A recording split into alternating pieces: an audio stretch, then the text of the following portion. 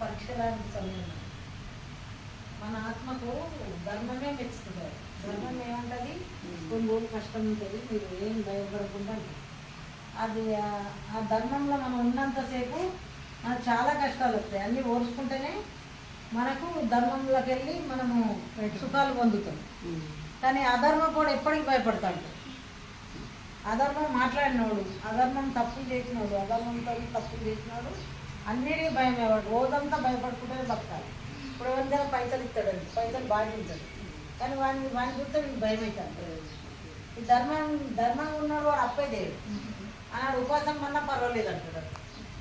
కానీ వీడు ఎంజాయ్ చేస్తాడు, వాళ్ళ దగ్గర పైసలు తీసుకుంటే ఎంజాయ్ చేస్తాడు. ఈ అధర్మకు ఎప్పటికి భయపడుతూనే ఉంటాడు.